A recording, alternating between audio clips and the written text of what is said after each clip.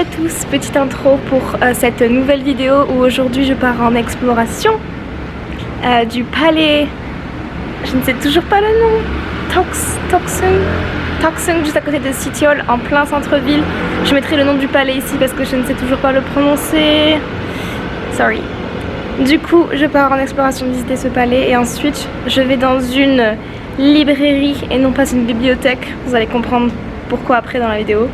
Et voilà, je vous montre tout ça, j'ai fini de travailler vers 18 h et du coup je me suis dit je vais partir en petit explo et vous filmer ça. Du coup, c'est parti!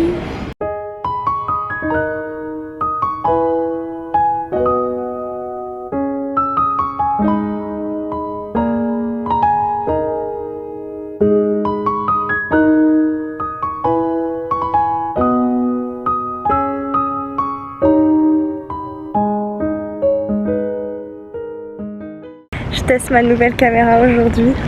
Je vais rentrer dans ce palais en plein centre de Séoul et il n'y a personne et c'est ultra calme. Alors que c'était vraiment bondé. Dehors tout le monde, il est 18 h 30, tout le monde sort du boulot donc tout le monde fonce pour aller au métro et pour rentrer chez soi. Et là j'ai payé 1000 won pour entrer dans ce palais qui est en face de City Hall, dont je ne sais plus le nom, je le mettrai. Et c'est d'un calme absolu. On entend quand même un peu les voitures mais vraiment il n'y a personne. Et c'est trop beau en plus la petite coucher de soleil donc je profite de ces derniers rayons de soleil avant que ce soit la mousson, qu'on en prenne plein la tête pour venir me balader ici. Et voilà, c'était pas très loin de mon travail et 1000 won l'entrée et c'est super paisible et je vais vous montrer ça plus en détail. Voilà.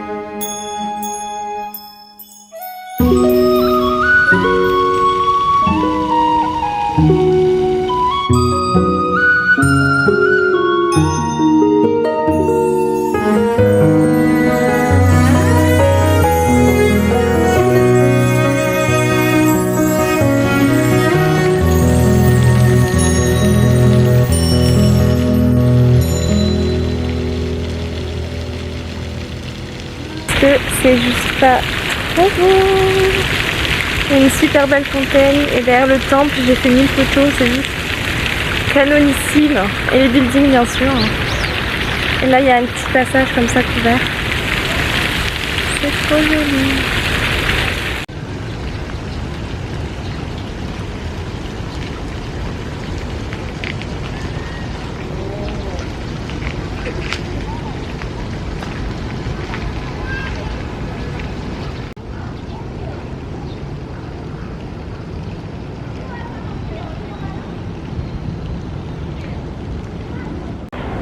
Bon, juste incroyable ce petit palais, je sais si c'est un palais, juste trop paisible, il y a plein de gens qui se baladent, il y a des espèces d'excursions avec des élèves, je comprends pas parce qu'il est déjà 19 h et voilà.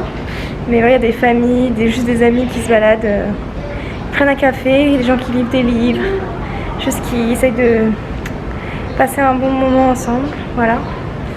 Et c'est super sympa, moi aussi j'ai envie d'avoir mon petit livre et de me poser ici, mais d'ailleurs je pense que juste après je vais aller à la bibliothèque qui est un peu plus au nord. Et voilà, rien que là derrière moi, je suis dans une sorte de petit temple couvert, voilà. c'est très sympathique.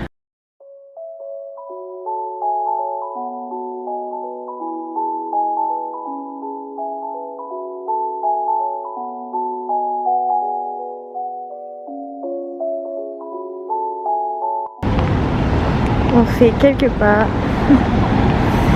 Il y a la mairie. La mairie de Séoul.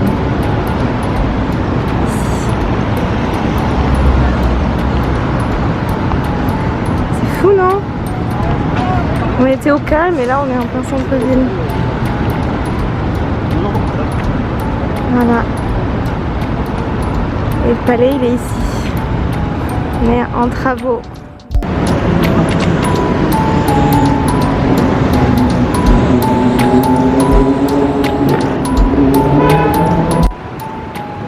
Ça c'est la mairie de Séoul et ensuite ils ont construit ce bâtiment derrière en verre pour compléter qui sont aujourd'hui du coup les bureaux modernes et l'ancienne mairie qui était assez ancienne, ils l'ont transformée en bibliothèque et la mairie traditionnelle est passée dans les bureaux ultra modernes à côté. Et voilà, aujourd'hui c'est le bâtiment entier de la mairie de Séoul. Voilà, donc ça c'était la mairie qui est juste derrière moi avec le grand parc et le fameux logo I saw you dont tout le monde veut faire la photo. Et là je vais encore un peu plus au nord voir la bibliothèque. C'est une énorme bibliothèque au sous-sol d'un building qui est la plus grande de Séoul. Il y a un rayon étranger en anglais, il y a aussi des livres en français, il y a des livres de coréen. Donc je suis déjà allée voir mais j'ai vraiment envie d'aller acheter des livres. Et j'ai aussi besoin de stylos et de papeterie, du coup let's go. Je vais vous montrer tout ça avec moi. Il est déjà bientôt 20h mais normalement il ferme à 22h. Donc voilà, c'est parti. J'en ai pour 5 minutes là je pense de route. C'est ce bâtiment-ci.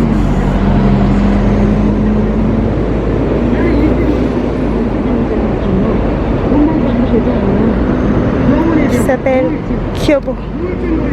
Let's go. Et là-bas il y a le Gyeongbokgung Palace, c'est la montagne. Et la maison bleue. Ceci est normal en Corée. Une porte traditionnelle et des immeubles. L'entrée de la bibliothèque se fait ici.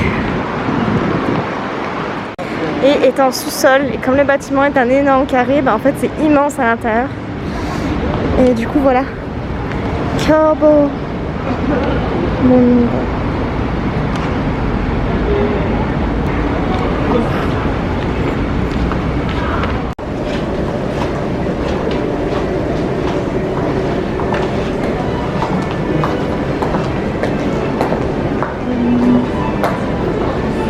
Voilà, les livres étrangers c'est ici, sur la droite en entrant. Et en fait, tout ce coin-là, c'est que des livres en anglais. Il y en a énormément, c'est assez rare qu'il y en ait autant dans une bibliothèque. Voilà. Tout ça, c'est des livres étrangers.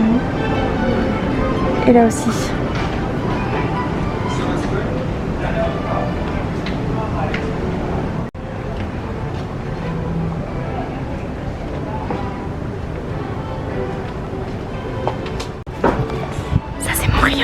Baking.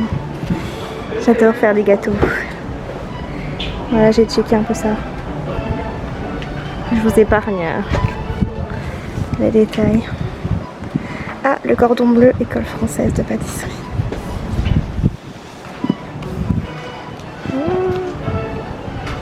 Finalement, je me rends compte que c'est encore mieux d'acheter des livres ici parce que je parle bien anglais. Et là où en France, en tout cas vers chez moi, il n'y a que des livres en français et du coup je vois un peu toujours les mêmes livres de pâtisserie et toujours les mêmes livres de coréen.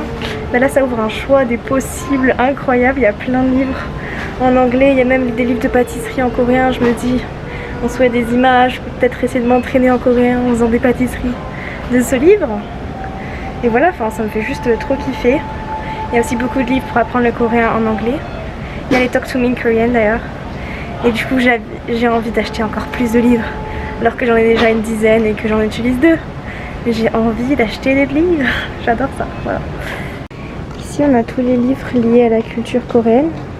Donc il y a autant des livres de voyage que des livres qui parlent de la culture. À ce qui paraît, lui c'est un livre qui a été primé, qui est très connu. C'est une BD qui en fait explique en anglais un peu la culture à travers des petites histoires. Ça me donne plutôt envie. Voilà. Et derrière moi ici, il y a des livres pour apprendre le coréen. Ma passion. Et toute cette table aussi, c'est dédié à ça. Voilà. Dans le Talk to Me in Korean dont je parlais. Voilà, j'ai envie de tout acheter. Je vais être ruinée. Voilà, bah, je vais regarder tout ça et il y a des livres pour le topic. Je vais regarder tout ça et on va voir si je craque. Ce livre a l'air incroyable.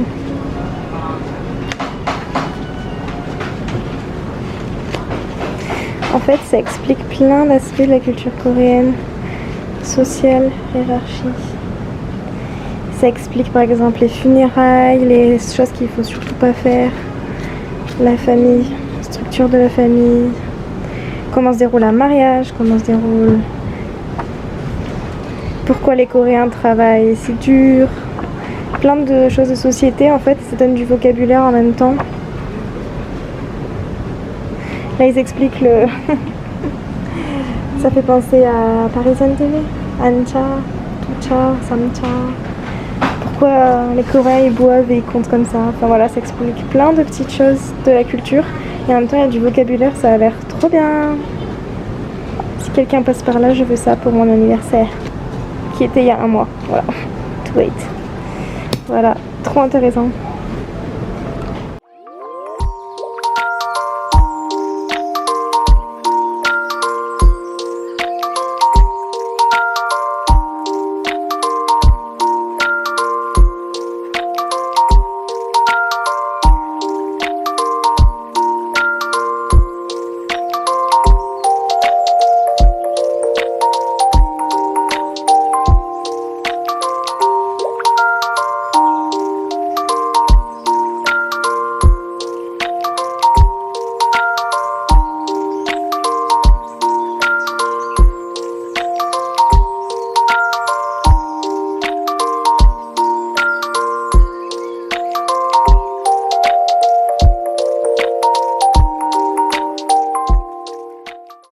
Et voilà, cette vidéo est à présent terminée. J'espère sincèrement que ça vous aura plu.